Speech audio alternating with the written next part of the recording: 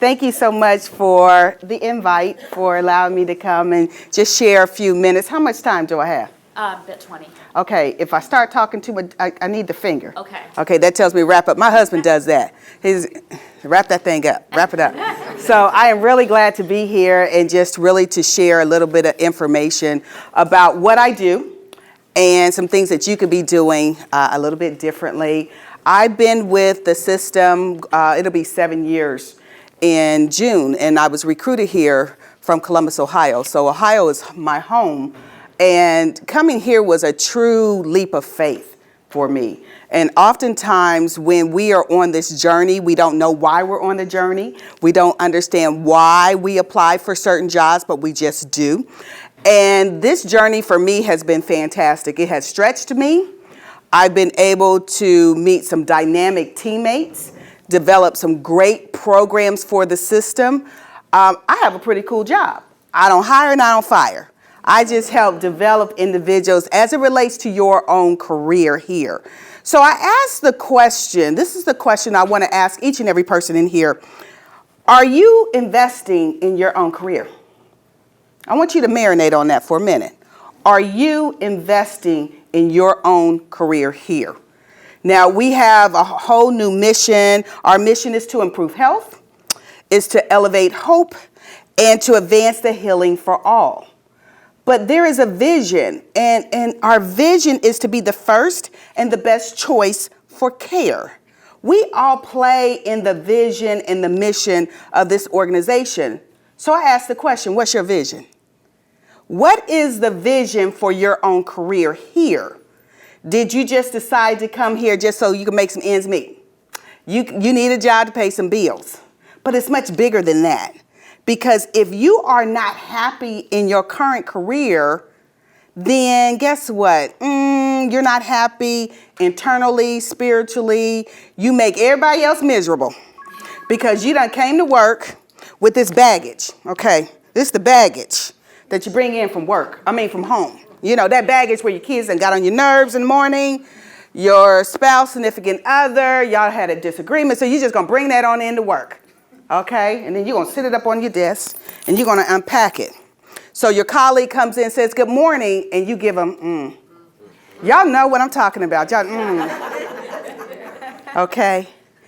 And the thing about that is people are always watching you. You're always on stage. You are the face that people see when they walk into this hospital seeking help. And when they say good morning, you get, Now, my teammates know in HR, if I'm walking in the door and it's early in the morning and they just start talking. Now, I'm the first to say I'm not a morning person, okay? I'm just not. And so you hit me and start talking, I'll stop and say good morning. Oh, and I'm thinking, I didn't wake up with you this morning. So can't we just be a little polite to one another and say, good morning, how are you this morning? And we have to be really, really conscious about doing that because of some of that baggage that we bring to work. And my husband often tells me when I'm belly aching, that's what he calls my griping, belly aching, is that I need for you to open up your trunk when you get out that car, and whatever issues you are having, I need for you to put that thing in the trunk.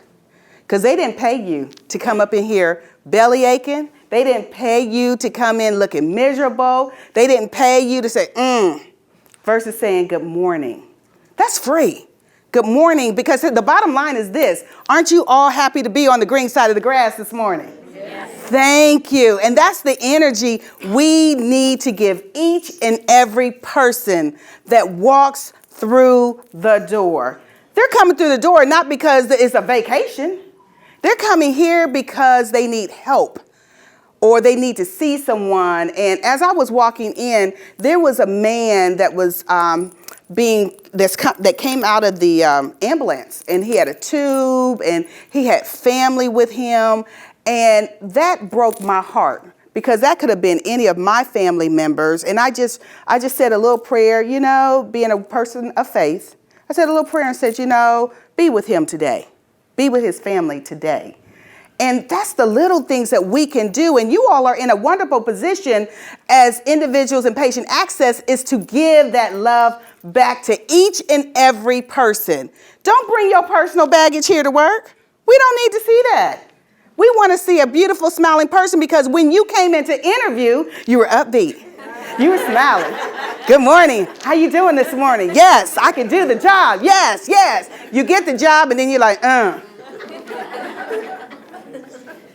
And what happens is that we learn the job. We learn the job. And then we realize it doesn't speak to our sweet spot. You took the job, and I hear this all the time. I just wanted to get my foot in the door. Let me tell you something. 365 days is a long time to have your foot in a door that you are unhappy in. So you have to be mindful in this journey that you're in is that you need to be thoughtful about where do you want your career to go? What is that sweet spot? And I'm referring to that sweet spot where it's that one thing that you're so excited about. You didn't have to study it. You didn't have to read about it. It's just who you are. You came out in your womb doing this thing. Now, my brother and I, we're like night and day. I got a mouth. My husband says my mouth is my money maker, okay? My brother, he sees black and white. He's a very quiet doctor, okay? And I'm thinking, we came out of the same parents. We got the same parents, and to have a conversation with him was like pulling teeth. I'm like, brother, are you here? Yes, I hear you. I'm thinking, you are such a doctor, such a doctor. And my thing is this, but he's working in his sweet spot as an anesthesiologist because he's very detailed. His lives are in his hand when they put that medicine in their veins. He wants to make sure they come back, all right? My thing is careers.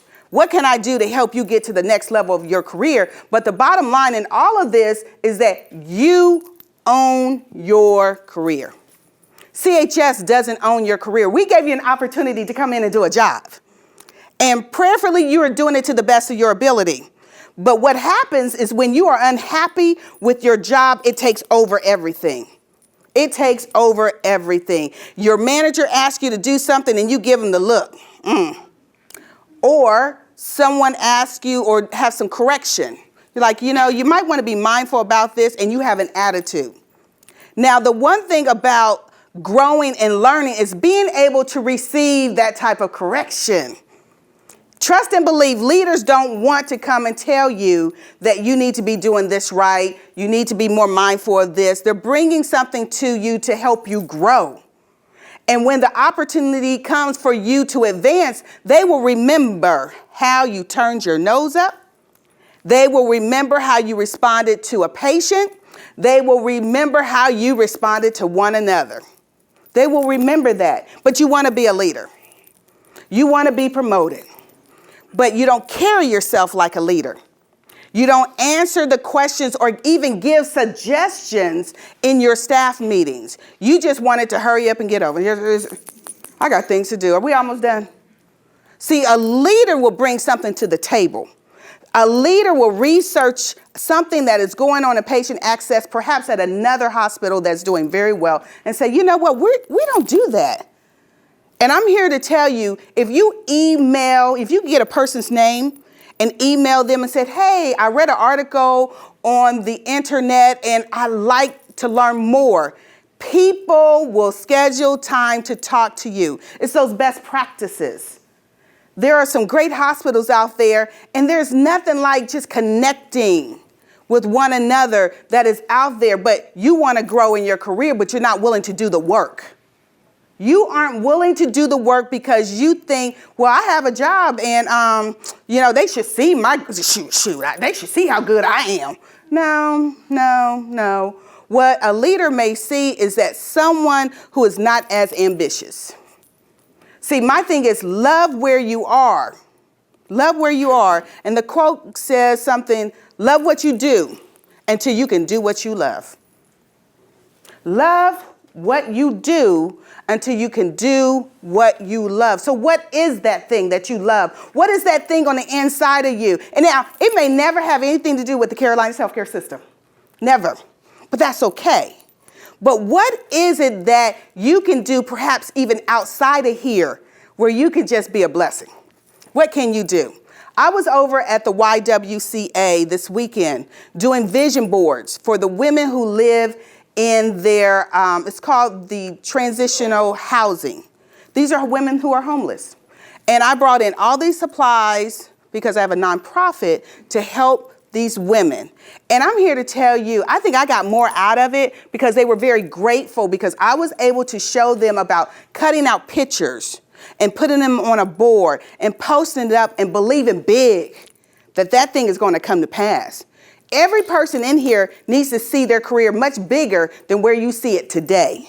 You may say this is an entry level, perhaps it is, but what are you doing to expand on that? What courses are you taking? What seminars are you going to? What books are you reading to expand your mind? What projects did you hear about that you can say, you know what, I think I want to help with that project. What can I do to assist?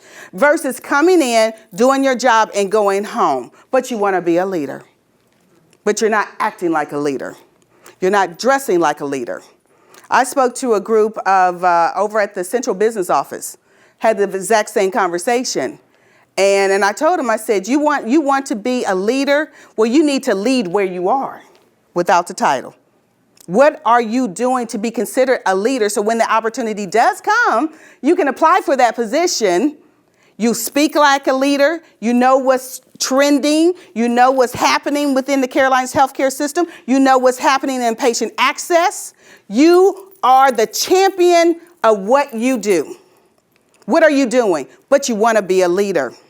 What's the last leadership book did you read? Have you had a leadership conversation? See, all of that is on us. It's not on the Carolinas healthcare system. You all own this. We give you an opportunity. We hired you because you came in sharp.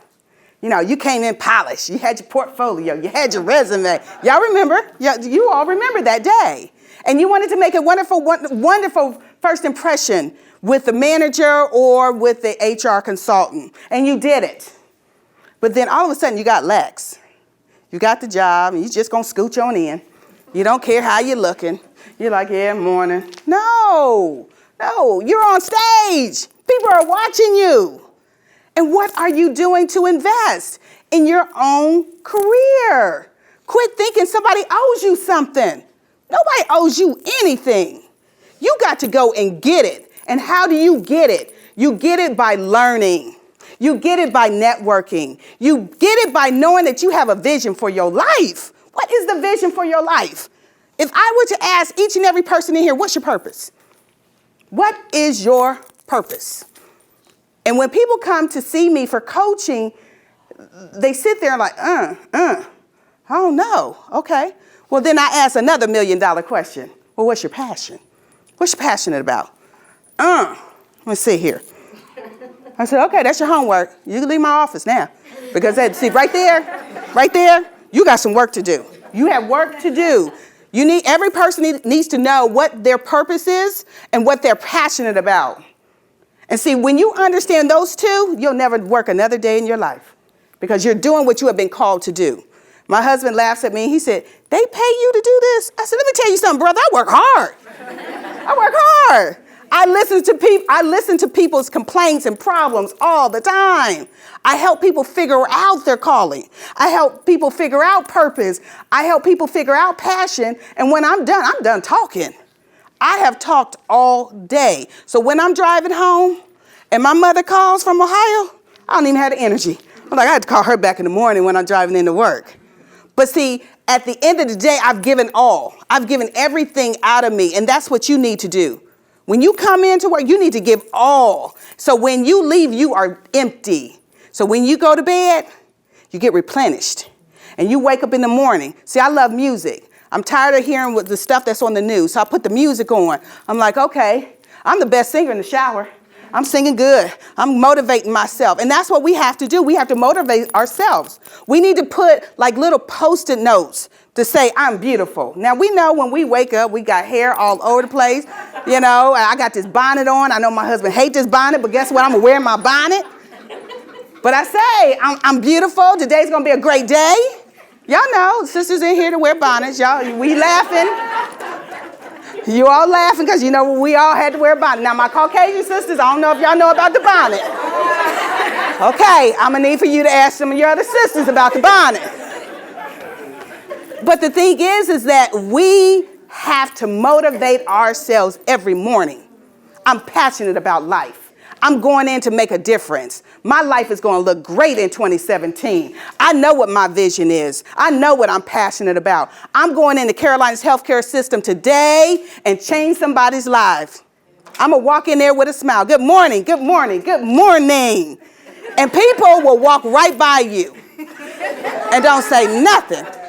But I'll make sure, like, here's a quick little story. I had a colleague that I work with. She doesn't work here anymore. And I will always say good morning. She act like she didn't hear me. And everybody know those teammates, see.